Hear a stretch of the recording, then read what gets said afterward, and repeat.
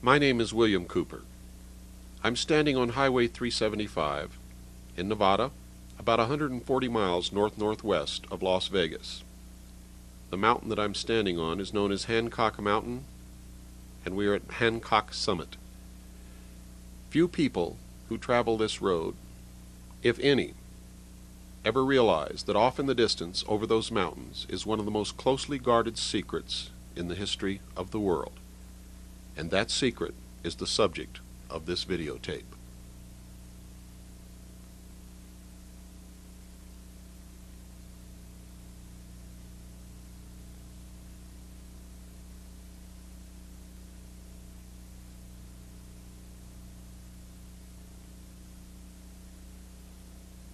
We are standing now in the Tikaboo Valley at the foot of Hancock Summit.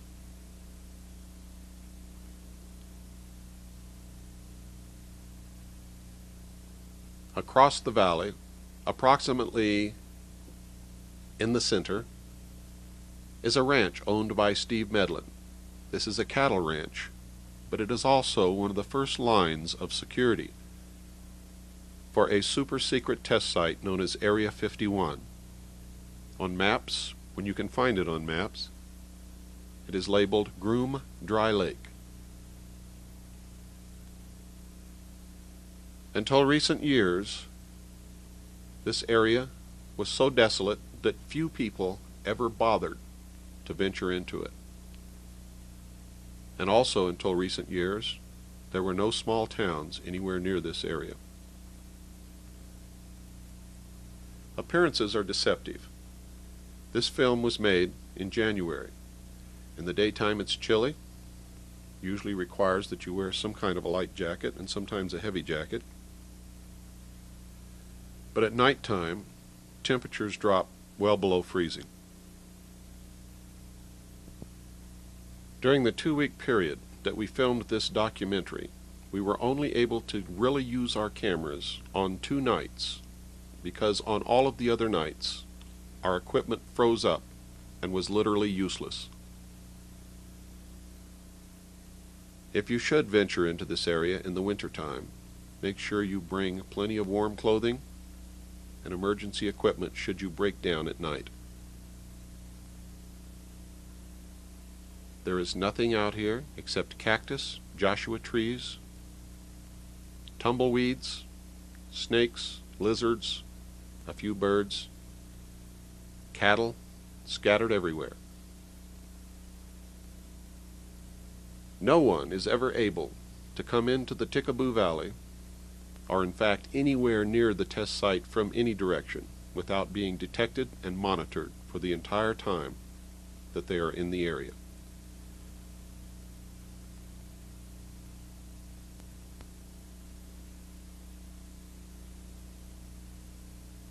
Security is scattered throughout the valley. They belong to a corporation called Wackenhut Corporation and work at the test site on a contract basis. They can usually be found driving 4-wheel drive vehicles and will approach anyone who ventures off of Highway 375 toward the direction of the test site. Another one of the observation posts in the valley is located on top of this snow-capped mountain.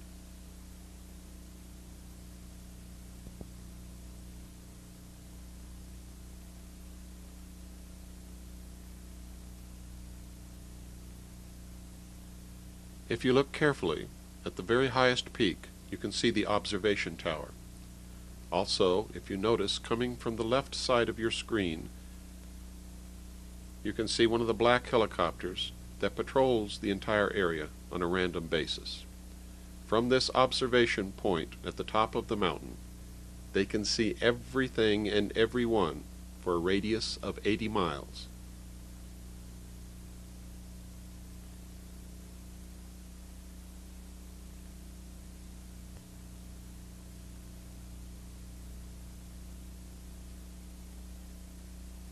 Panning out from the Steve Medlin Ranch,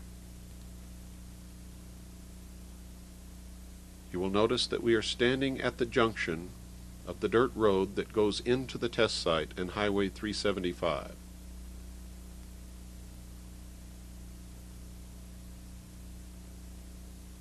this road actually approaches the test site from the north, and the actual test site is about 45 degrees to the left of the road and over the mountains. Most of Nevada can be classified as open range. Open range, for those of you who have never heard the term before, means that there are few, if any, fences, and cattle roam freely. You must be extremely careful when driving at night and during the daytime, because cattle can frequently be found standing directly in the center of the highway. This is the area known as the 29.5-mile marker, although there is no actual 29.5-mile marker. But this is approximately halfway between the 30-mile marker and the 29-mile marker. This is the famous mailbox on the side of Highway 375 in the Mojave Desert in the state of Nevada. From this point, tens of thousands of people have watched strange craft fly in the sky over Area 51. This is the small town of Rachel. It hasn't been here for very long. Most of the people who live here work for the government or for the test site in some way or other. The entire town is made up of mobile homes, RVs, and camping trailers, and there are really only about 2 or 3 permanent buildings. This dirt road eventually links up with another one that is another entrance to the test site. This is the Little Alien, owned by Pat and Joe Travis, and we're going to interview Joe Travis in just a few moments. At the time of this interview, there was quite a bit of machinery in operation, and because I had a very limited time, was not able to wait until they shut the machinery off. So make sure that you listen carefully, because Joe has a lot to say.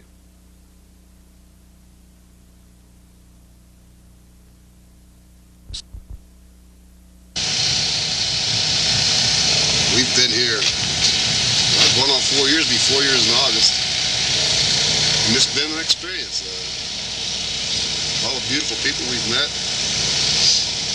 things that we have learned about UFOs and such. It's been a fantastic experience. Something that a lot of people don't get to experience.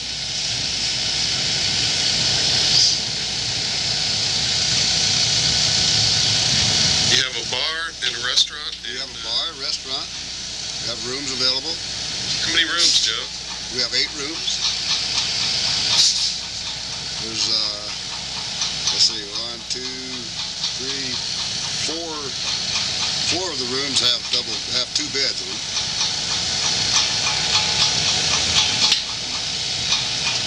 Have you ever seen any UFOs yourself? Oh, it was the first winter we were here. At that time, the bar was called the Rachel Bar and Grill. First winter, it was very cold outside. My wife and I were the only ones in the bar. And we were sitting about in the middle of the bar, I'd say. And suddenly a beam of light came through a rear door. Just, well, my best described probably like a flashlight going through an opening. Just the light was there, and then suddenly it was gone. So my wife and I looked at each other and I said, did you see what I think I saw? She said, yes, I did. And it was like that. I felt a presence. I don't know how else to describe it. I felt that something or some kind of energy was there. That's the only way I could explain it. So I said, well, come on in. You're welcome. Make yourself at home. Was the door open, Joe? No, the door was closed. It was, like I say, it was very cold outside. It was probably 20 below zero. So this light was actually coming right through the door? Came right through the door. Just an instant right through the door. Like I said, the jam, like like a flashlight goes through a door, you know, it light up the jam. And then it just disappeared.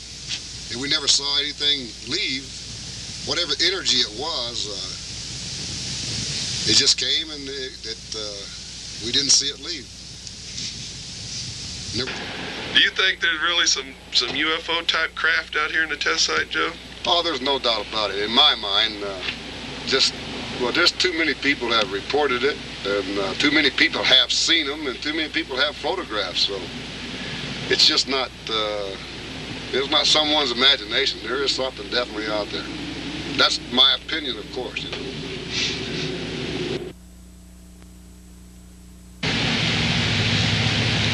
Okay, it's really nice to have you back again, Bill, and be able to visit with you again. We, as you know, and maybe our friends out there don't, we've been here for 3.5 years. It's almost 4 years. It's a little place out in, well, we kind of call it the hub. Everything goes on around us, at least 100 miles around. And we have a little bar and a little restaurant and a little motel. When we took this place over 3.5 years ago, it was a lot smaller than it is now, and it was kind of a big struggle for us. We did a lot of remodeling, we've done a lot of menu changes, and taken over a failed business and make it succeed with a lot of people's help. The local people just like you that come to see us and see what everything's all about up here. It was a few months after we were open when a man came in here late one night and told us that he had heard about our little place on the radio. Well, needless to say, there was no way this man could have heard about us on the radio. We're out in the middle of nowhere. We're just way too small and financially not strong enough at all to pay for any radio time. What's this man want? That's what we said that night. As it ended up, we talked a little bit. Sure enough, it wasn't very long before Billy Goodman called us on the radio, and we found out it was a fact. He had been talking about our little place. And the fun, the good people, the good food, we just have a good time up here. And the UFO activity that had been going on around our area. And we have since then kind of become an information exchange center. And the people that come here are just from every realm of life. We have had people here from every place in the United States and around the world. We have a lot of tourists that come here traveling back and forth. We have a lot of people that are searching information on UFOs and things that Joe and I have seen or not seen, or other people that have seen these things. It was a while back, probably 2 years. It was either in January or late December or January, 2 years ago. And up here where we are in Rachel, it gets very cold. And that particular time it was well below zeros. Joe and I were alone that night sitting in the bar. It was about 8 o'clock at night. I'm going to say between 8 and 9 because neither one of us are really sure. And through the middle of our back door came a beam of light. Now when it's well below zero, and it was probably 25 below, those doors are solidly shut, and it's a steel-clad door. We looked at each other and said, "Did you see what I think I saw?" And we both agreed exactly what had happened, that something or some form had come into our place. Well, we had occasionally told, just out in the general, if they wanted to come and visit, that would be great. We would love to have a being. And that's what we felt that it was. We both felt a presence of something. We never saw a shape or a form of any kind. But we just told whatever it was to make itself at home. If it could come through the steel door, it could certainly open a can of beer or a soda pop or go fix a sandwich. So we just sat and went back to what we were doing. I hear a rumble off in the distance. What is that, Joe? Those are airplanes. The fighter range is just over there a ways. They're having an exercise right now, training exercise. We get an air show just practically every day. We can see the dog fights and watch them drop their magnesium flares. It's just an experience living here. As a matter of fact, I came from Michigan in 1979 to Las Vegas, and I always tell everyone, if you wear out a pair of shoes in Nevada, well, you'll always live in Nevada. You'll always be back. You might leave, but you'll come back. I think a lot of people scoff and laugh and ridicule people that are interested in UFOs. And I think before anyone forms an opinion, one way or the other, that they should take the time to do a little research on their own. Do a little reading, because there is just a mountain of information that's available if anyone is interested enough to inquire. That's a sonic boom. They break the sound barrier, and they shake us pretty good here sometimes. I noticed that the other day. There was about 3 right in a row, and it sounded like all these trailers were going to come crashing down. Sometimes you really think they are. You know, Rachel impresses me as the kind of little town that if you had a bunch of these trucks pull up and hook up to these trailers, it could literally disappear overnight. Well, I suppose that could happen, but it couldn't happen without the people's permission, I assure you. I have seen lights in the distance where they're not supposed to be, and you see the test site is just right here, and I've seen lights. No airplanes are allowed to fly over there, not even the military, and I have seen lights over there that I can't account for. What have you seen those lights do? Do they just hover? Do they move? What do they do? Well, they're just, the ones that I have seen are just there, and they're in a great distance. And I'm inside the restaurant bar, well, just all the time. So I don't really have a lot of time to look. But there has been like stars that we have noticed. They'll be there one night and they won't be there for a week, and then they'll be back again in all directions, and they'll move from place to place. My wife saw, well, my wife was telling this one lady about the stars that we see that move, and she was skeptical, you know. But they spent the night in our motel, and we had closed up, and we were on the way to our room, and my wife walked to the end of the people that were she was talking to were getting some stuff out of a U-Haul truck. So the wife said hi, and we started chatting, and the wife walked over to the end of the building and said, here, I can't remember the lady's name. So here's the star. She was talking to the other lady, said, there's that star I was telling you about that moves. So the lady walked over and looked, and just like someone turned on a light bulb, it disappeared. She said, oh my God, it vanished. And that's what happened. It just, it was there and then it wasn't. Did you believe in UFOs before you came up here, Joe? Well, I've always felt that I've kept an open mind about it, because anyone that can have the knowledge that there are trillions of stars in our galaxy alone, and each star is a sun. Well, I mean, that's mind-boggling. And if you think about that as our solar system is a star, our sun, well, it would be naive, even conceited, to think that our planet is the only one of all these solar systems that support an Earth-type planet. Thank you, Joe. You're welcome. Last summer, there was quite a little difference. There was an object in the sky that Joe and I had watched quite a few nights when we went home, and it would change, and yet it would still be the same object. It would change positions, directions. I went to show a couple that had been here, particularly, her name was Susan, where their room was going to be, and I said to her about the object in the sky. I said, it's going to get brighter, it's going to lower, and it's just going to be different. She said, that's Venus. I said, no, Venus is up there, and I showed her where it was, just a little bit further up from this object.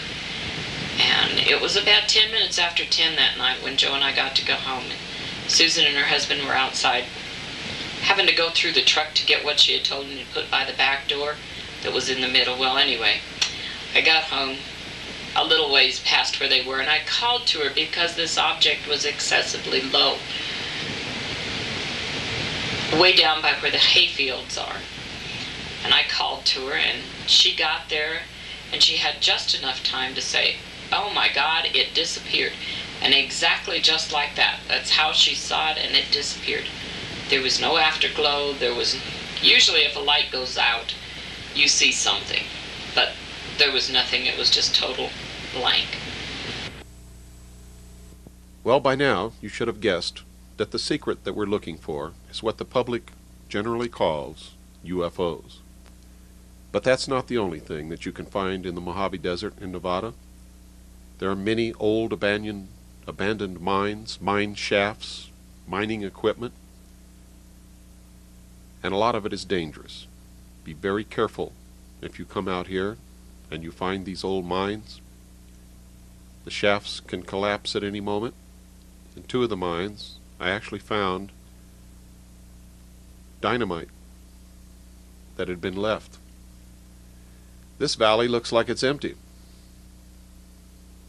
but just follow the camera and it'll zoom right in on the remnants of an old mining town. This whole valley is filled with the ruins of rock homes, mines. Who knows who lived here? But as you can see, it's just at the top of Coyote Summit above the little town of Rachel. I found this old ghost town when I was looking for a vantage point from which to view any portion of the test site and to watch the aerobatics of the fighter planes. 110 miles in that direction over those mountains is the little town of Tonopah and the Tonopah test site.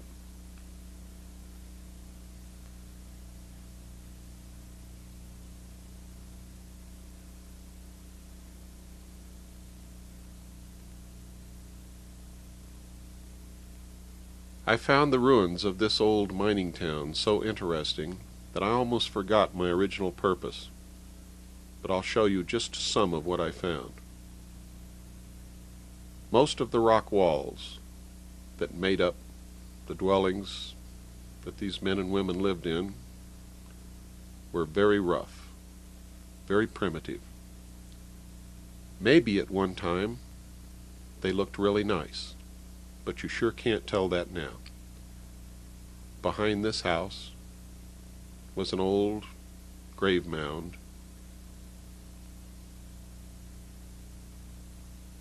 The marker long since gone. No way to tell who was buried under that pile of rocks.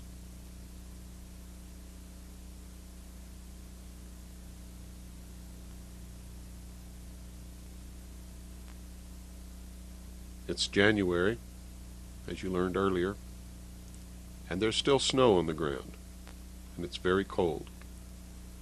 In some places on the dirt roads where the snow is melting, if you don't have a four-wheel drive vehicle, you're very likely to get stuck.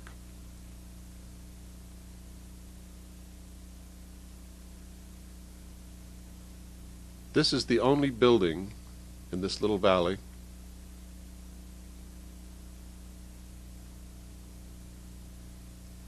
that is still mostly intact, although falling down. This was the best rock wall.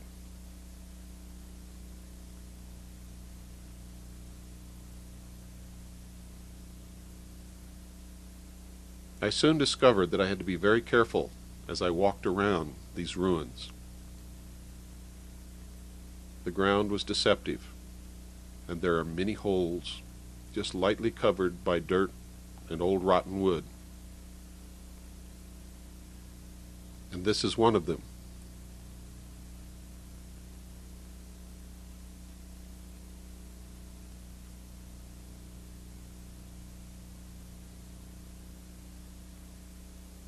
This, in fact, was someone's dugout home. The remains of an old wooden couch and a cardboard box are all that's left.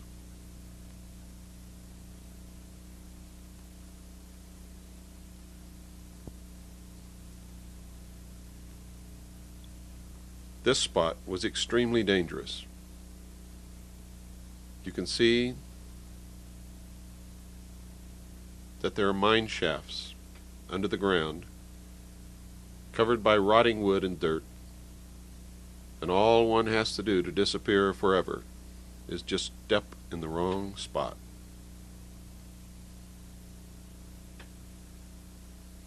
Looking back across the valley, it was very hard to leave without walking across and exploring this old building, but realizing the dangers that lie just below the ground, the many tunnels and shafts that these men dug during the years that they looked for whatever they were looking for, kept me from doing it. From this side, we are on the exact opposite side of the mountain where the observation post is, and from this side you can see it much better.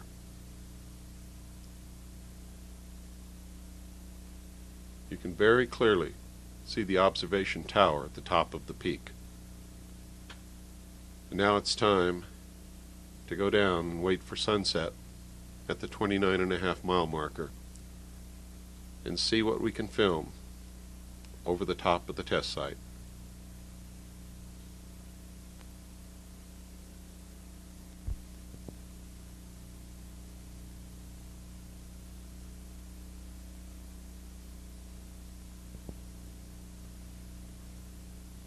We're standing at the area known as the 29.5-mile marker by the mailbox on the side of the highway 375 in Nevada. Nobody knew about this spot until I revealed its existence on the Billy Goodman Happening KVEG radio show in 1989.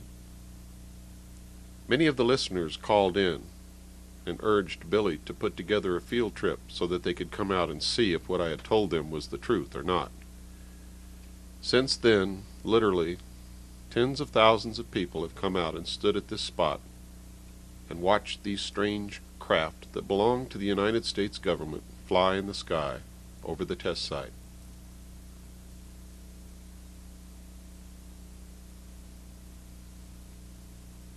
We're panning the camera in 360 degrees so that you can see what it looks like just after sunset in the desert. There is nothing and no one anywhere near on this cold January night. Most of what you're going to see that we filmed during this 2-week period was shot from this location, and some of it was filmed from a spot right on the boundary of the test site, as close as we could possibly get. The tape over the mailbox covers holes that somebody put there with a firearm of some type.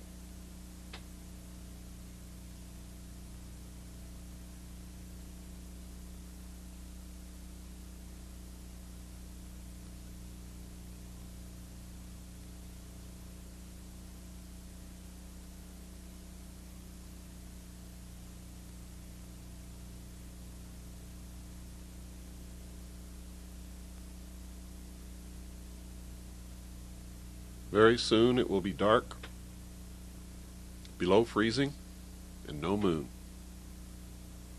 What you're watching is one of the fighter planes streaking across the sky.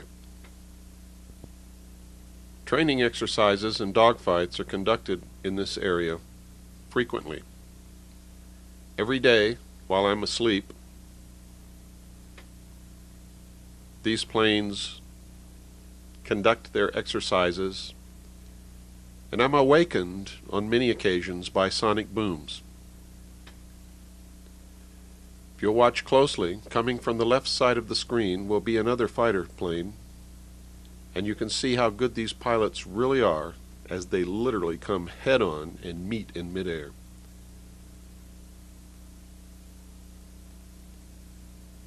That's too close for my comfort. Because I slept all day on most days during the 2-week period that this documentary was filmed, this was the only example of some of the exercises in the air that we were able to film ourselves. But on many other occasions in my trips to this area, I have seen the stealth fighter, the stealth bomber. This is the stealth bomber. This is the stealth fighter. What you're seeing are official Air Force film clips. This is the SR-71 Blackbird, which was recently retired.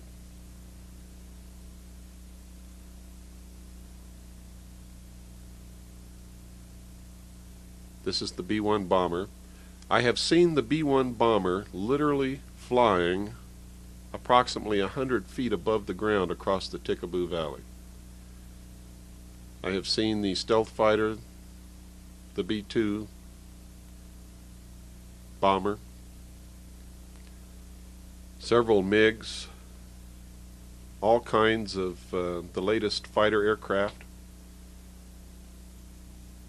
And you can see all of these things too if you venture out into this area of Nevada.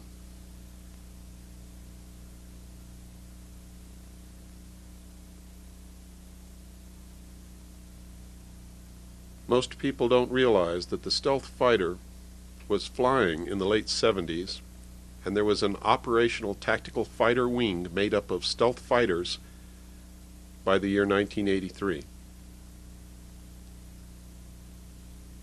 The inhabitants of the Mojave Desert in this area knew about these aircraft many years before the general public even had the slightest hint that they existed.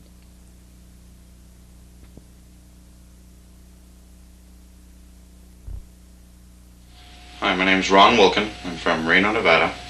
I worked in a casino as a bartender. I came down this way. I was introduced to Bill Cooper's material from a friend of mine, and we had some videotapes that we had looked at and became curious, and decided that during my trip to Arkansas, I'd come down this way and invited a friend along. Got the directions from one of Bill's videos, so I went and bought a World Atlas which showed exactly where Groom Lake was, along with all of the highways. And When did you arrive? Monday, I believe it was the 27th. Okay, and got here that evening.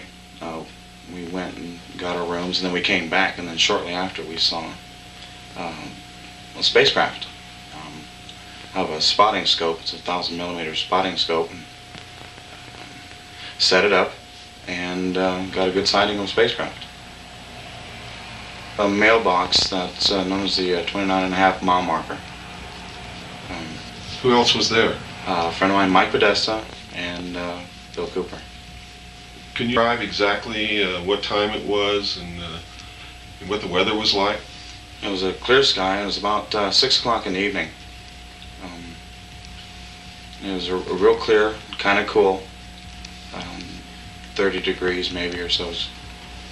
Got a little unpleasant toward the end of the evening, but about 6 o'clock was the first sighting. Was it dark? It was pretty dark, but that made it easier to see. So there wasn't any haze or anything like that. Can you tell us exactly what it was you saw? What did it describe? What it looked like? Okay, what it looked like from what I could see was a circular object. At least from what I could see, it was circular. There was circular lights, almost moving in a circular motion. Through the scope the first time I had a smaller lens, and I could see that it was moving in a very strange direction, so I changed lenses and got a much bigger lens, which gave me a real good view. And I could see that the object was flying sideways. It would hover, it would go upside down more than once, it would reverse directions, go upside down in the opposite direction, so it did all kinds of things that I'd never seen before. What kind of lights? Did the craft itself have lights on it, or did it glow? Not on the top part of the surface. It seemed like it was the underneath that did the glowing. The circular lights were really obvious. It was kind of like they were on the edge of the bottom of the aircraft. Very unusual, and it was very easy to see even from a distance with a naked eye. But when you view through a scope, you get a real clear shot. Did you see any other activity around the area? Any other aircraft or helicopters or anything that you could recognize and compare with what you saw? Oh yeah, there was some helicopters, and you could see, because usually helicopters have like a red light on top and a white light on the bottom, and it flies more or less in a straight line at times. And while this spacecraft was flying, there was some helicopters that were nearby, and then there was security kind of below the area where it was flying. Later on toward the evening, there was some jets and things like that. They were doing some testing, so you got a chance to kind of compare, versus an airplane, a jet, a helicopter, anything else. This was completely different.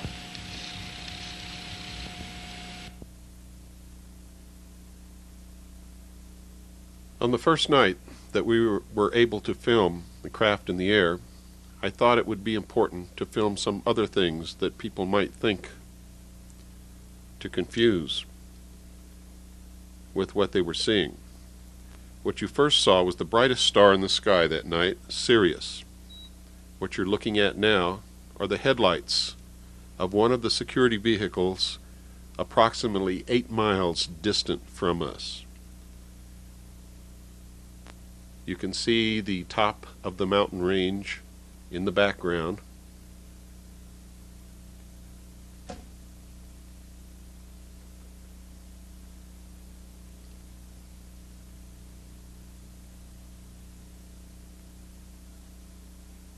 It is really very dark, and that is what most people would commonly call a UFO. Through the binoculars, it is actually almost saucer-shaped and looks very much like the drawing in the back of my book, in the appendix, my book, Behold a Pale Horse. This vehicle is moving at an unbelievable speed. It is 20 miles away from us, and the entire craft glows. Now, let me make that very clear to you. The entire craft glows and pulsates with light. What you're looking at is not an airplane. It is not a rocket. It is not a balloon.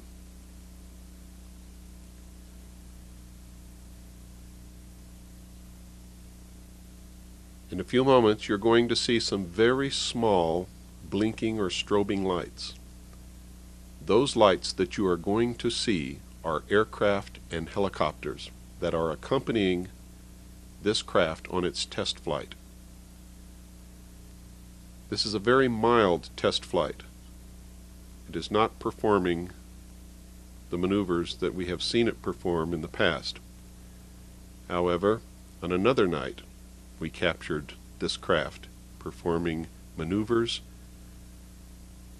which, according to the laws of physics, cannot be done. And if they could be done, according to the laws of physics as we know them, no human being could live inside a craft performing those maneuvers unless the laws of physics as we know them are wrong. What you are looking at is what people all around the world have been reporting since the late 40s as unidentified flying objects. In my research, I have found that Germany actually developed these craft during World War II. Notice just to the right of the craft, you can see helicopters and airplanes, one of them approaching the craft. That large flash that you saw in the background below the mountains was an explosion of some kind that went off in the distance. Remember, this is a military test site. They practice bombing runs. They do all kinds of things out here. They even detonate atomic bombs.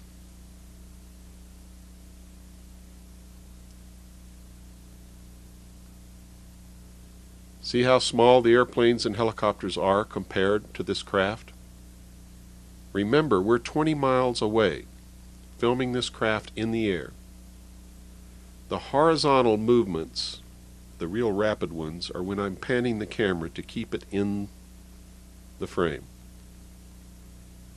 At no time ever do I move the camera vertically. What you are seeing there is the craft making those maneuvers on its own. The only movement of the camera is horizontally to keep the craft in the frame of the video camera.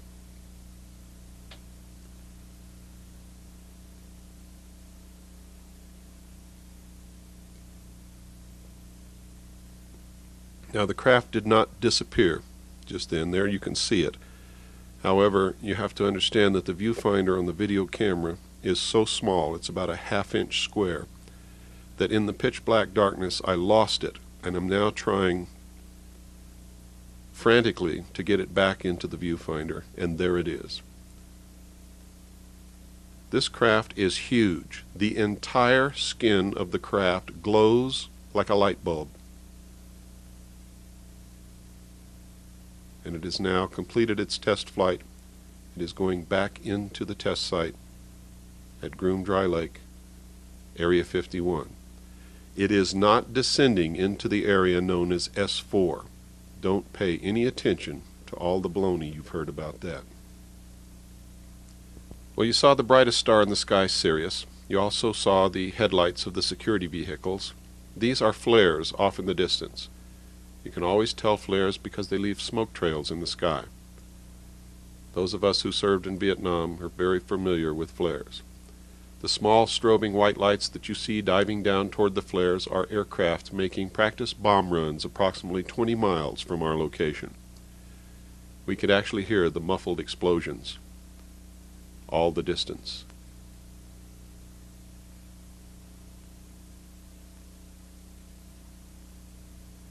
You can see now another plane coming in to make his run.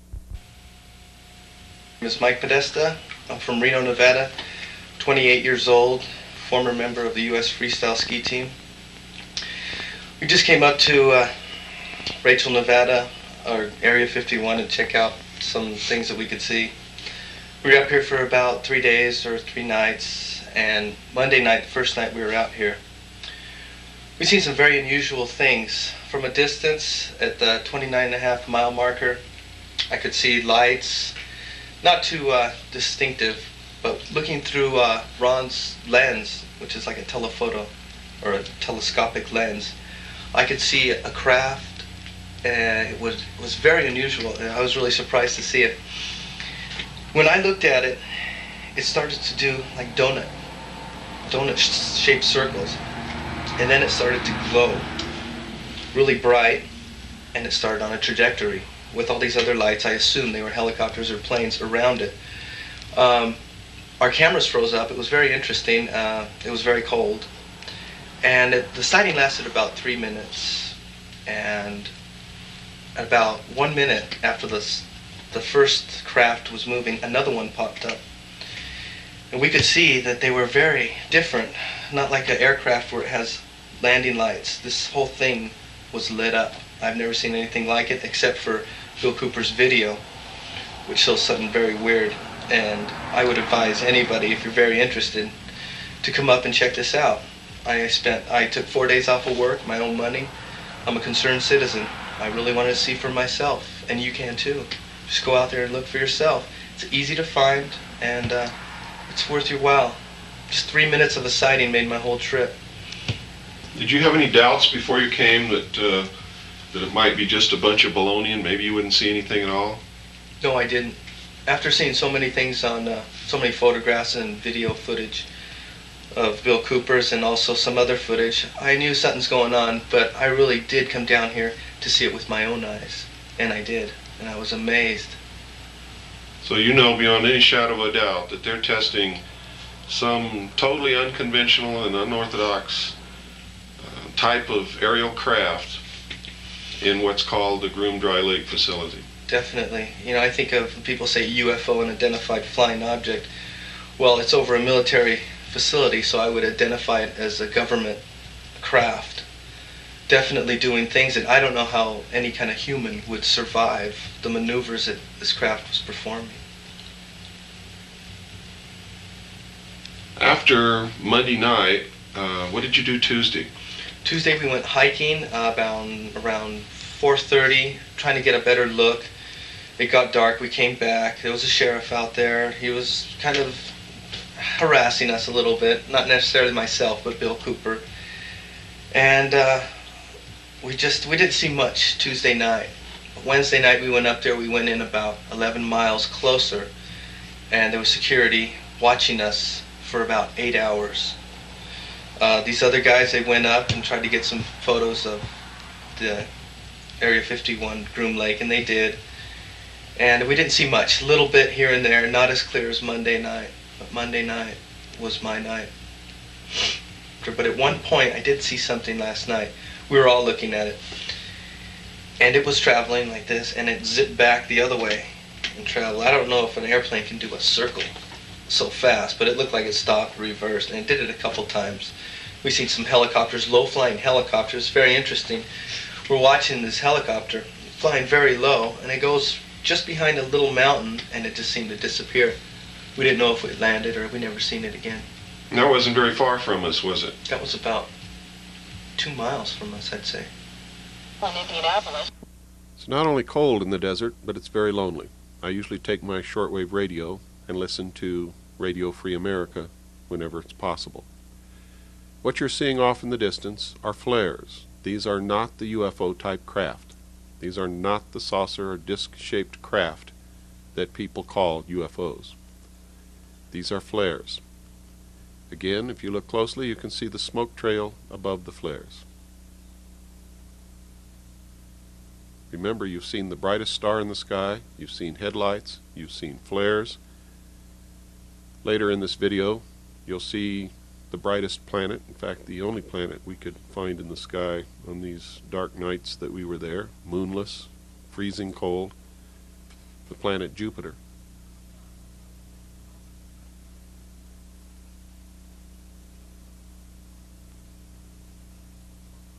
We wanted to make sure that you could see everything that people could possibly say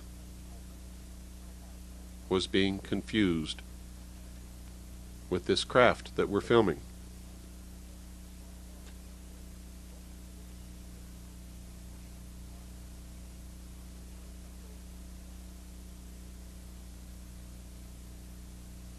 This is the planet Jupiter. If you look very closely, you can see 2 of the moons. We were able to see the moons very clearly through the lens.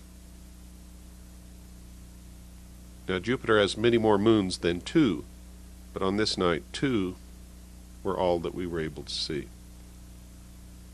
Notice it's not moving. Notice that Sirius didn't move, although it did flicker. The headlights moved, but they were below the mountains. This is what we came to film. This is the most incredible flying machine that I have ever seen in my life. You will see this craft on this night make maneuvers that, according to the laws of physics, are absolutely impossible to make. Now, through the binoculars, this looks like a metal-skinned craft, but the entire skin of the craft glows. What you just saw there was not the craft, it was an attempt to bring it into better focus.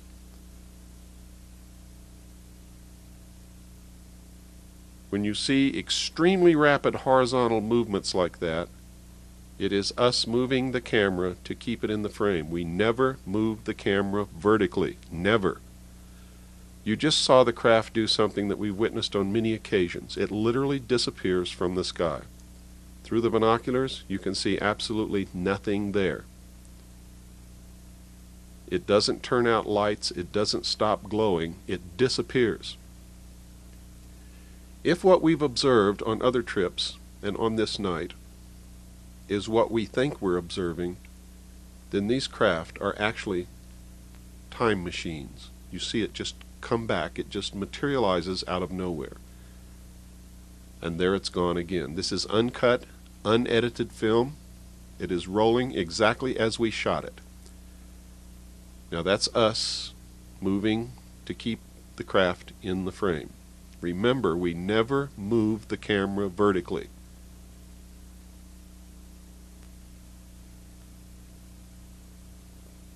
Now it's gone again. Through the binoculars, it literally disappears from the sky. It is not in this world anymore. I don't know how to explain it. I don't know what to tell you. All I can tell you is what we saw and what we filmed and show you.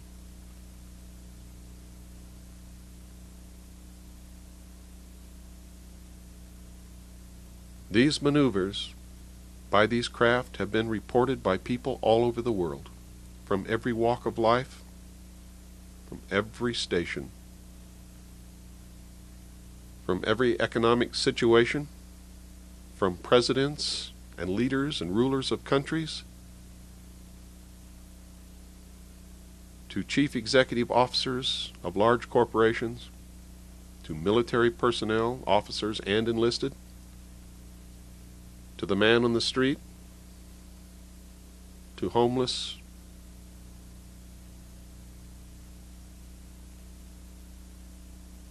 primitive tribesmen who have never read a UFO book and have never heard of UFOs have reported these craft.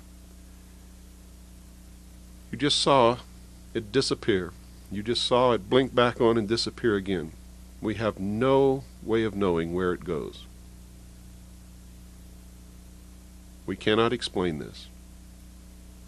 But we can tell you, beyond any shadow of a doubt, that these craft belong to the United States government and are flown from a super secret test site owned and operated by the United States government, which the government denies exists. You will also see that test site in this video, filmed for the first time from a mountain overlooking the area. This is the only film of its kind ever taken. This is a historic video. This is a historic film. Not just this section of the film, but the one that you saw previously, and the film that you are going to see later in this videotape.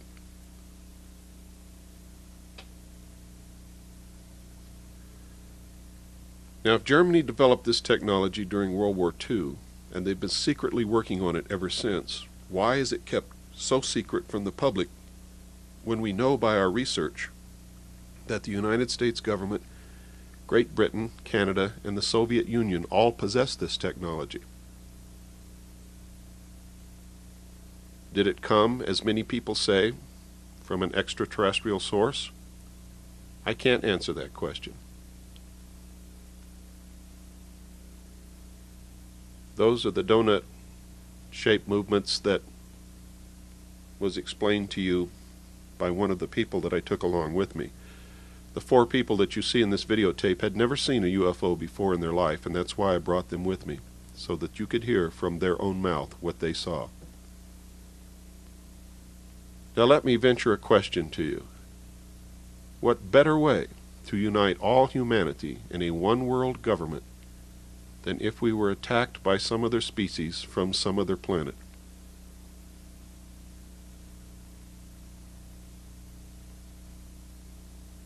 Does this some other species really exist?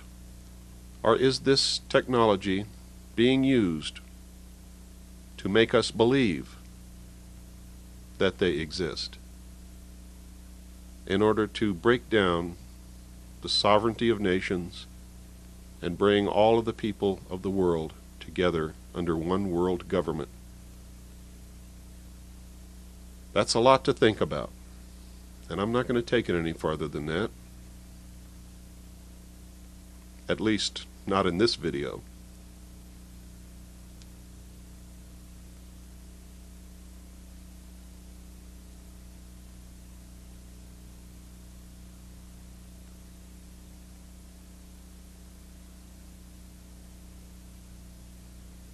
Remember, this film is uncut and unedited.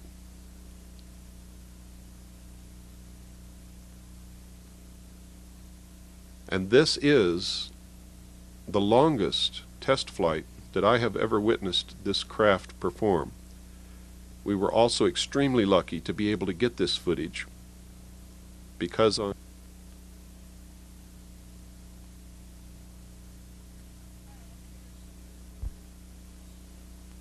me and my husband were invited by Bill Cooper to come up and to view the Area 51 Groom Lake test site. We came up Monday night. We happened to pass Bill on the 29.5-mile marker going to the Little Alien, and we didn't really realize he was there. Anyway, we got into town and we didn't do anything that night. And the next day we went up into the mountain area where we were right before the mountain that you're supposed to climb, and it was a little late, and our two buddies, Ron and Mike, decided to trek off and try to climb the mountain, and as it turned out it got too dark and they couldn't see a thing, and they were lost for quite a long time. And me and my husband and Bill were up on the hill, and we were watching how the security kept coming back and forth and in and out of the test range area and watching us quite concerned. And as it turned out, some security officer came out and checked out the vehicle, and because it's the federal land, I believe, that we were on, they called the sheriff, and as it turned out, the sheriff came out and basically asked us to leave, but Bill pretty much stuck up for the whole situation and told us that, told the man that we weren't supposed to leave because this was federal land and we could stay there. So as it turned out, he kind of made up an excuse that we had to move our vehicles away from a watering hole where the cattle come, and we got to stay longer. And as it turned out, during this time, Ron and Mike finally found their way up after probably 2.5 hours of being out in the desert, and they were freezing and tired and what have you, but it was quite an experience, I'm sure, for them. The only thing that I could say that we really seen, besides the security and all the interest they had in us, was some sort of illuminated vehicle, whatever it was, coming up over the mountain range that kind of like went straight up right over the mountains and then stayed there for about a minute and then went down again. It was interesting, but we're not sure exactly what it was, but it was very, very illuminated. It didn't look like the helicopters or the planes that we had been seeing flying all night. After a while, you get to know that things such as what helicopters look like and what planes look like, then this was quite a bit different. Now yesterday, which was Wednesday, we went up in the early afternoon and decided we were going to climb the mountain. We drove our Bronco almost to the base of the mountain and went up and walked all the way up to the peak that we were supposed to go to. And what we saw was quite enlightening. We could see a good portion of the whole test site, which was a dry lake bed, very, very flat, with all kinds of different buildings, hangars, airplanes. In fact, when we looked down with our binoculars, we could see planes clearly in view, large planes. We seen a plane come out of there. We seen a helicopter flying around. And the only thing that kind of worried me about the helicopter is it started to fly around in the vicinity of where Bill was and where we were, and we were getting a little paranoid that they were going to come up and basically check out what we were doing, as it seemed that all the security knew that we were there. There were probably 5 to 6 vehicles during the time we were there going back and forth on the road and slowing down and binoculars out and what have you. So we were really concerned that they might have some problem with us being up there.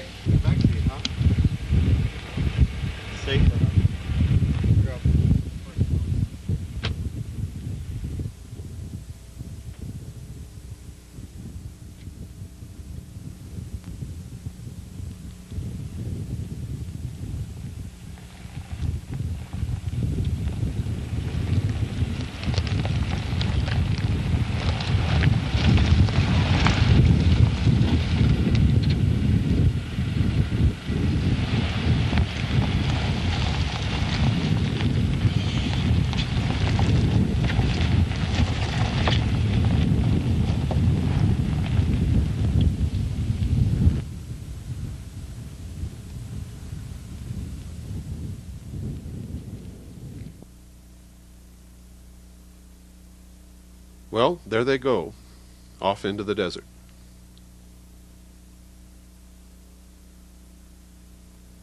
While Mike Podesta and I stayed on the hill, Ron, Karen, and Earl took the Blazer and followed a little rutted trail for as far as they could, and then made their own trail, blazed a trail if you will, to the base of a mountain, which we already knew was on the BLM, or public land.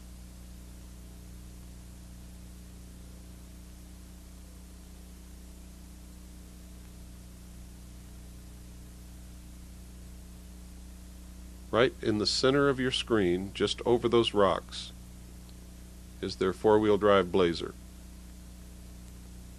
They are literally picking their way through the cactus, the rocks, the tumbleweeds.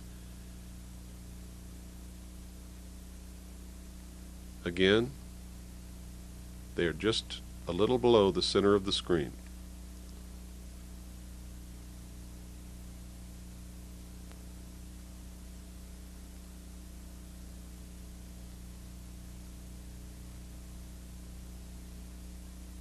I do not recommend that anyone who watches this videotape do what we have done.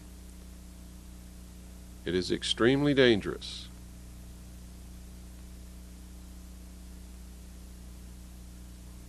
You can see where we're at. We are literally almost on the boundary of the test site.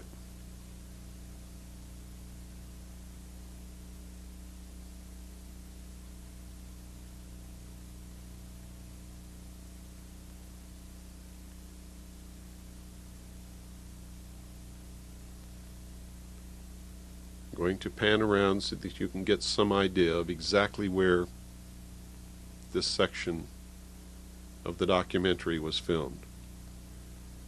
Down at the lower part of the screen you can see the water hole that the sheriff made us move our vehicles 1,000 yards away from in the middle of the night.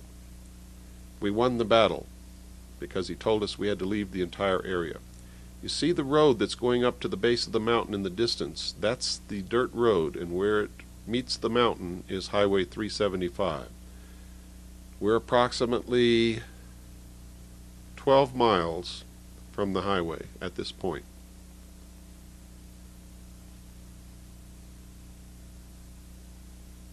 Again, you can see that there is nothing and no one anywhere around except right over those mountains that you're looking at.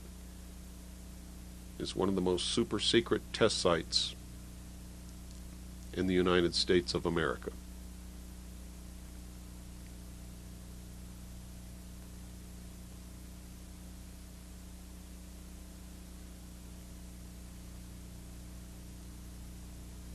There you can see them approximately in the center of the screen, beginning their climb up the mountain. It took them quite a while to reach the top.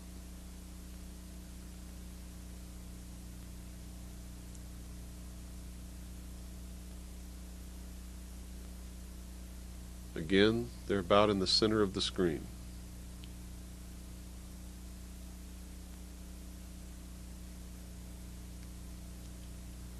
This is a 30-to-1 zoom lens, and the heat rising from the desert floor on this warm day, the only warm day that we encountered in the entire 2 weeks, distorts the image. When we hit the digital and go to 60-to-1, you'll see that the combination of the wind, and it was very, very windy, the wind buffeting the camera and the heat rising from the desert floor seriously deteriorates the camera image.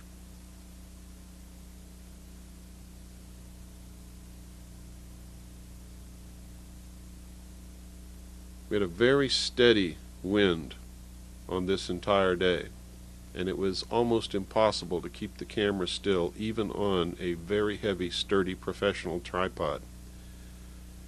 Well, they've reached the top, and the first one who was up there, who's sitting on the rock, was Karen, and she never let the other two live it down for the rest of the time that we were together. Her husband, Earl, was last.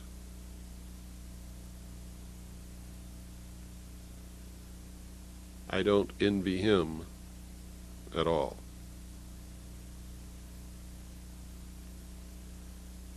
Now you can see exactly where they are. From that vantage point, they were able to look right down in and view the entire test site.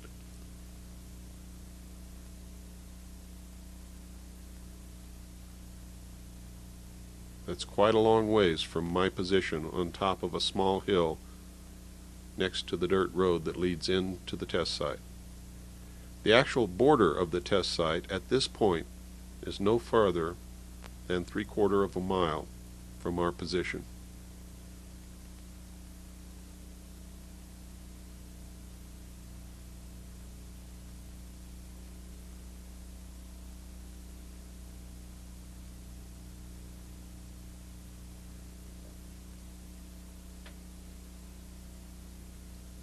While they were up there, and while I was filming them, a black helicopter came out flying very low. They were actually looking down upon the helicopter from their position on top of the mountain. All of them were astonished when they saw the helicopter disappear. From my vantage point, I saw that it did not disappear. It actually flew into an opening in the mountain, which opened up before it as if by magic. I felt as if I were watching some science fiction film as this helicopter flew into the mountain, and then the doorway closed back upon it, and you could not even tell that it existed. What you're viewing are security vehicles who dogged us the entire time. We were never without our shadow the whole time we were out there. The shadow, of course, was the security personnel. These men work for Wackenhut Corporation. They're under contract to the test site. Most of them are ex-FBI, ex-law enforcement, or ex-intelligence operatives from the many branches of the intelligence community. They are all big in stature, menacing. They wear no identifying marks, patches, or insignia whatsoever, and will refuse to identify themselves when asked.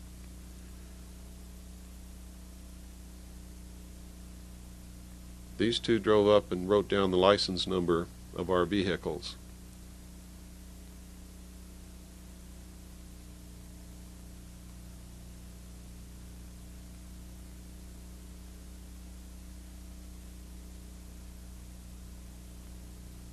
If you do anything wrong, the slightest thing, park your vehicle on a county road,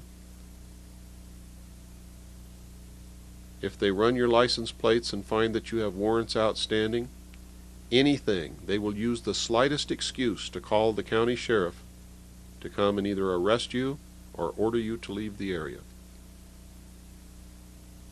Your only weapon is to make sure that you do not do anything wrong, make sure you know the laws, make sure that you are on public property, BLM land at all times, and make sure you know what your rights are. These two guys parked out in the desert, facing directly at us, and watched us and filmed us with cameras and watched through binoculars the entire time that we were on the hill. They were under the impression that we could not see them, but they underestimated the power of our telescopic lenses.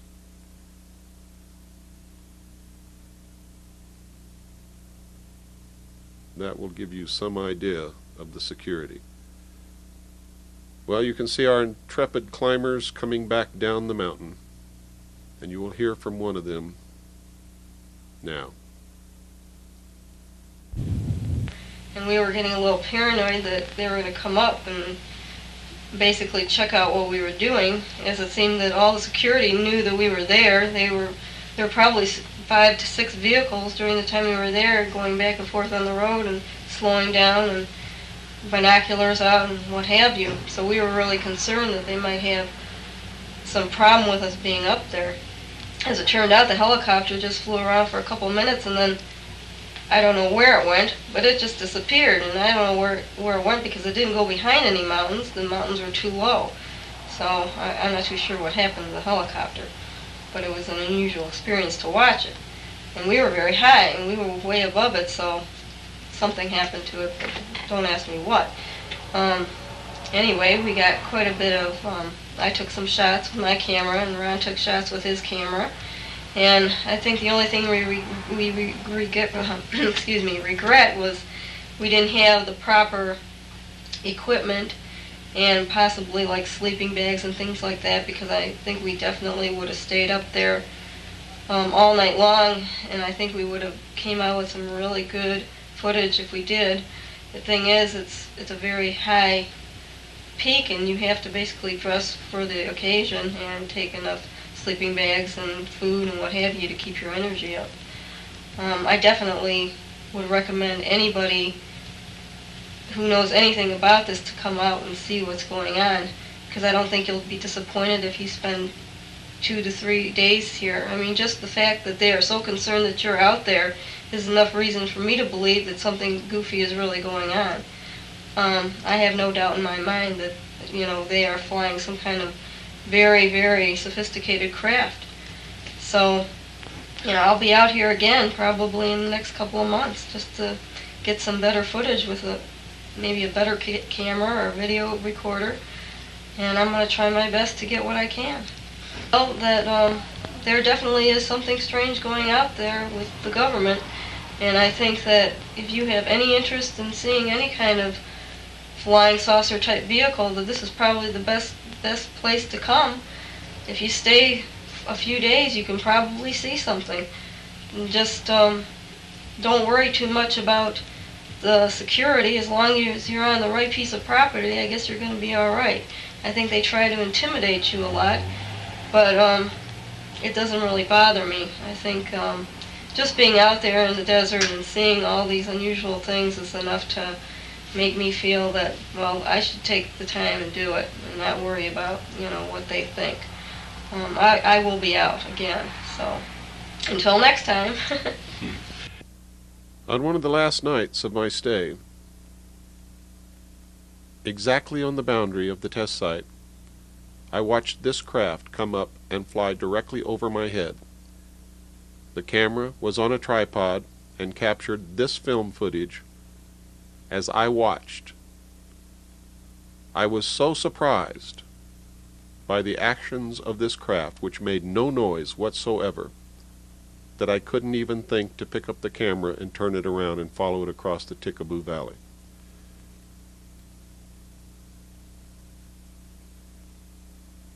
It was shaped like a flying wing, what's commonly called a boomerang-shaped craft, made no noise, and had white lights all along the leading edge.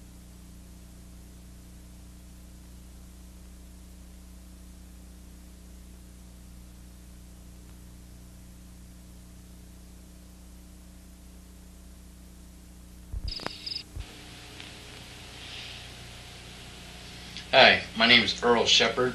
I'm from Pinckney, Michigan, and I'm here with my wife. I was invited out to Area 51, which is also, excuse me, Groom Dry Lake by Bill Cooper. We came out here Monday. We didn't see anything Monday due to the fact that we were trying to catch up with Bill, but we came out Tuesday evening. It was about 8 o'clock. We were sitting up on a hill area, and we were sitting in the truck because it was very cold. And I looked out the window, and I seen a craft. I couldn't identify it or the outline of the craft, but it was very brilliant. It came up above the mountain range. It stopped in midair. It moved right slightly and then went back down, and I didn't see it after that. But I was pretty excited because I don't know of any craft that can actually glow like that. I can understand lights, but these weren't normal lights. I used a 7x50 power binocular to look at this craft. Like I said, I couldn't see the outline, but it was very brilliant, like a ball. And that was Tuesday night. It was pretty exciting. Also, Tuesday night we were intimidated by security and also the county sheriff, which asked us to leave the mountain area in which we were trying to view unidentified craft or government craft, if you will. That intimidation and harassment lasted 30-40 minutes, in which case the sheriff asked us to politely move our cars 1,000 feet away from a watering hole, which is, I guess, is mandated by the county or something because we're too close, cows can't drink. But that was an interesting evening. We went Wednesday, Mike, Ron, Bill, myself, my wife. Wednesday night, we seen something in the air. It was a craft that was not illuminated. It was metallic, and it moved in strange and erratic patterns that I can't describe of any aircraft, even known government aircraft such as our Air Force uses, or commercial aircraft that can move in this manner. The reason, or the way I spotted it, is I was looking through my binoculars and it kept like twinkling, but it was moving in an erratic pattern, such as it went up, then moved right, moved left, and it spun, and then it went down. And through my binoculars, the reason I spotted it is because I was out of focus and I made it look like a silver ball. And then when I focused in, I can see a very little faint light, and this light was moving in a horizontal and vertical pattern in which there's no known aircraft that I'm aware of that can move. We also climbed the mountain. We went on top of the mountain. We looked down in Groom Dry Lake. We seen 4 military C-130 type aircraft. We seen jets, helicopters. We seen hangars. Lots of security out there. We also seen that they have 4 very large holding fuel tankers that are behind the hangar area. The area is very vast. It's very, very large. It's hard to visualize how big the area is, but just given in miles, I'd say it's like 4 or 5 miles wide. Looking through my binoculars, that's an estimate. While we were up there, also a helicopter came out between the mountains. We don't know where it came from. It came from behind the Groom Lake, or at the end of the Groom Lake area. It came out, it circled a couple times, it came towards us about a mile away from us, and then flew in. It flew low into a mountain range area and then disappeared. In fact, it was before the mountains. It didn't appear that it went into the Groom Lake area, but it disappeared and never came back up, and we were kind of scared because we were up on the mountains looking into the test site area. We had some pretty good view up there, and we also seen low-flying aircraft doing maneuvers. Other than that, we really didn't see anything other than the aircraft that I described in the evening. If you're going to go out there, I would strongly advise taking some good winter warm clothing, a compass, some good flashlights. You need to set up some kind of signaling within your party so that you know what's going on, emergency signals, and take the proper equipment to be able to view in sight, because it gets very cold out there, and it can be lonely and boring out there in the desert, but make sure that no one goes off on their own, and that because it's so easy to get lost. And that's about it. If you go out, don't go out alone. Come down to area 29.5 mile area where the marker, where the mailbox is. Come and view for yourself. Like I said, take somebody with you.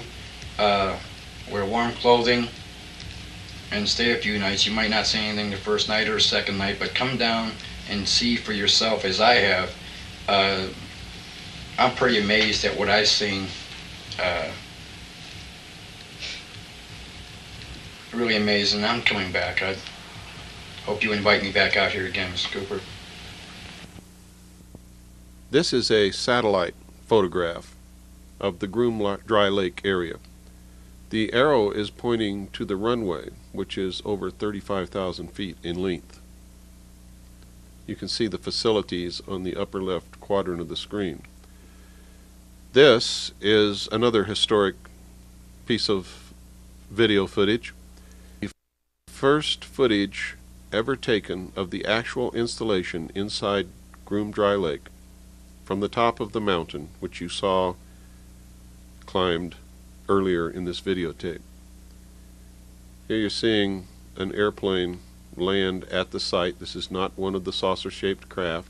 What you're looking at are the landing lights. You can see it very clearly through binoculars.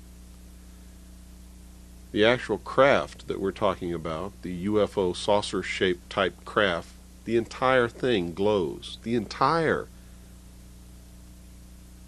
flying machine glows like a light bulb.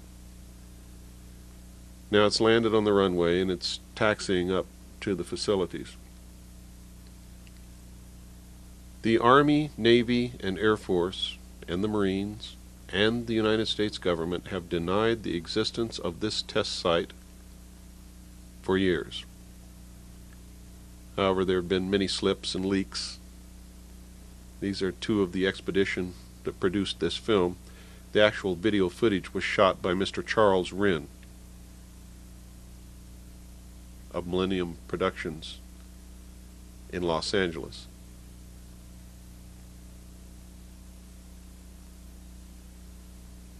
You can see that it's a little grainy, but we're very lucky that Charles Wren gave us permission to use this film in this video.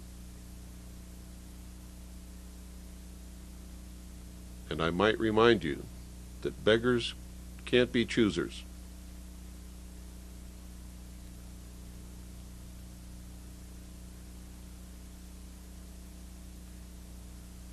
It's almost sunrise and there's enough light to see the installations. It's very difficult to focus a camera in a very, very small viewfinder in the dim light.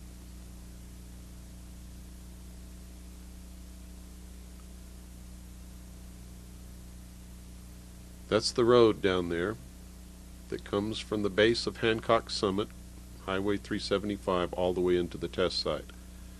It's one of our expedition members sleeping on the job. Another one with his binoculars standing lookout.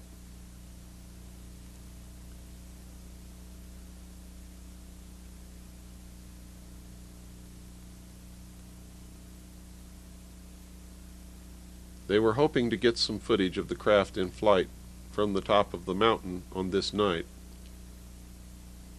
but the only thing that flew in the air was the plane that you saw land on the runway.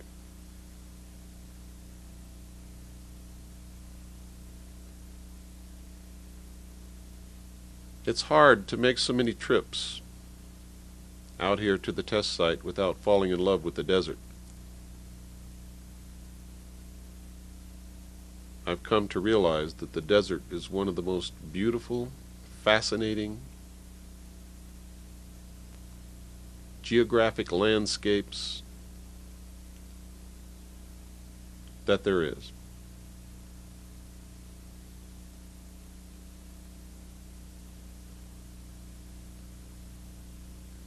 There you can clearly see the dry lake bed. You can see the runway going across the center of it from left to right.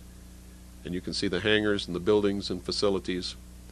This videotape proves once and for all that when the Air Force, the Navy, the Marines, and the Army, and the government deny the existence of this super secret test site and claim that there's nothing there but dry lake bed, that in fact is a lie.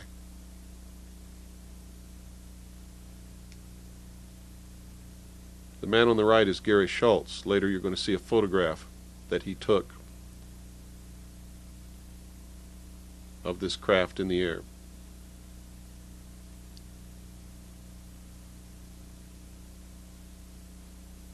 We're quite a pair, Gary and I. He has one arm and I have one leg.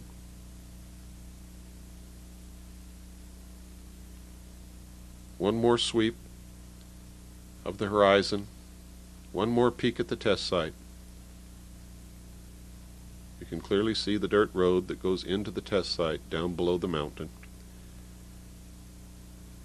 And off in the distance, the hangars, the facilities, the runway.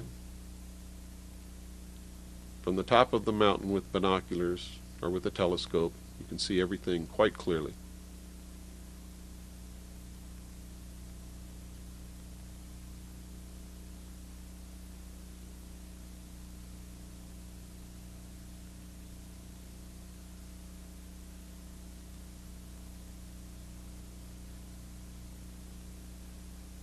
This is some type of construction that has marred the landscape and appears to have entrances which go underground. We were unable to identify the exact nature or purpose of that installation. Now, if you follow the dirt road from Highway 375 at the foot of Hancock Summit, this is where you will end up, and you must go no further than those signs. This security vehicle was waiting for us like a spider, and as soon as we drove up, they began coming toward us. But they stopped as soon as they saw that I had a video camera on my shoulder. These men who work for Wackenhut Corporation do not like to be videotaped. They do not like their picture taken. Those are the signs. I would advise you to stay as far away from those signs as I am standing as I make this video. If you cross the line between those signs, or any line that makes up the boundary of the test site, you are fair game and could be charged with espionage, could be arrested, and as far as I know, maybe you could be shot. This is the gate of the Medlin Ranch, and here you can see the ranch. There are quite a few trailers on this ranch, and we've watched many of the security vehicles drive up. The occupants get out, go into these trailers, and not come out for several hours. We deduce from this that the ranch is a front for the security. At night, I have driven down the dirt road toward the ranch, and a brilliant white light comes on top of one of these poles and alerts everybody in the valley that someone is on the dirt road.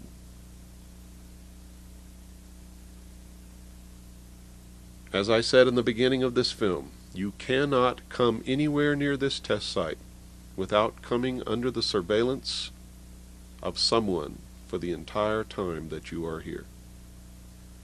This is the bus that takes workers to and from the test site, and contrary to what you may have heard and what some hysterical storytellers have said, you can clearly see that the bus windows are not blacked out. These men who work in this test site and the women who work in the test site know exactly where they work, and there is no need to black out the bus windows. Also, while you're out here, be careful, because all of these vehicles drive very fast down these dirt roads. And that's one of the reasons why, so the dust cloud doesn't catch up with them. Many people have asked me, after they saw Project Red Light, the first film, if we had photographed any of these craft in the daytime. Well, here's your answer. I can't tell you what it is. I can't tell you what it's doing. I can't tell you how it's making that trail in the sky. All I can tell you is that it is brilliantly lit, just like the craft that flies at night. It is huge. It's approximately 20 miles away. This particular craft is moving very slowly, however.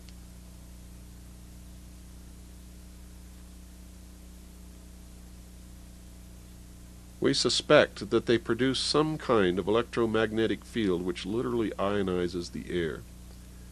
Whereas it looks like the entire skin of the craft is glowing, it may be that it is ionizing the air, and it is the air that is glowing. Now, that's just a supposition. I don't know that to be fact. Now watch what happens here. These things are absolutely incredible. When I was attached to the Office of Naval Intelligence many years ago, I learned that whatever you perceive as the state of the art of any technology in the public sector, that they are at least 50 to 100 years ahead in secret. This videotape should prove to anyone who watches it that science fiction is no longer fiction, it is science fact.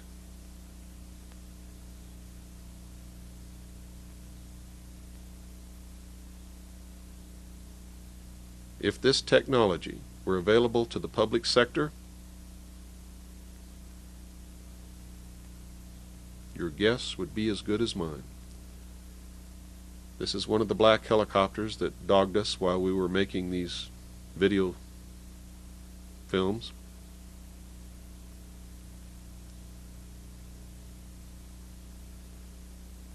We saw this in the sky, and it probably is a natural phenomenon, but it was just too unusual to go unfilmed. It is a large Roman numeral 6. This is what's commonly known as a cigar-shaped craft hovering above the test site in daylight. You can see that it's right under the tip of that white cloud.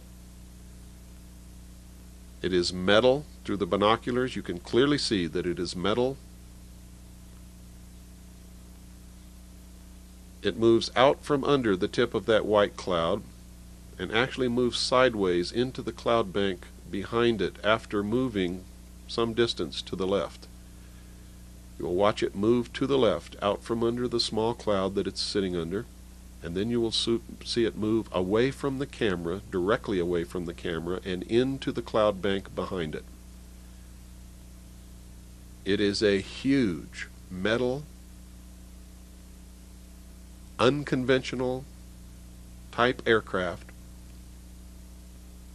and that's the only thing that I can tell you about it because it's the only thing that I really know. I cannot tell you how these things are propelled. I cannot tell you what makes them work. I can't even tell you where they really originated from. But I can tell you that ones that we have filmed out here in the desert belong to and are operated by secret agencies of the United States government. And we know from our research that they are also owned and operated by the governments of Canada, Great Britain, and the Soviet Union.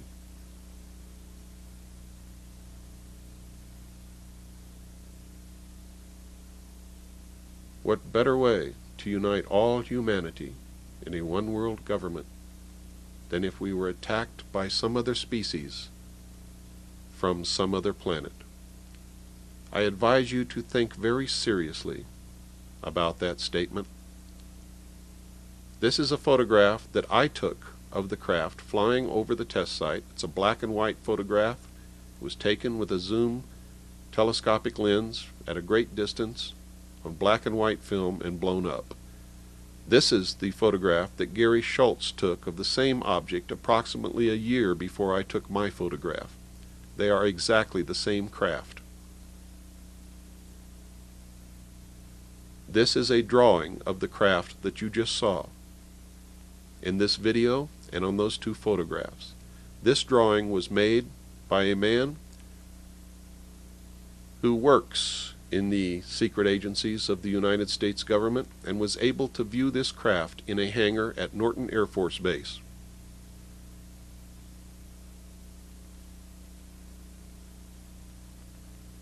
This drawing and one of the two photographs you just saw are included in the appendix of my book, Behold a Pale Horse.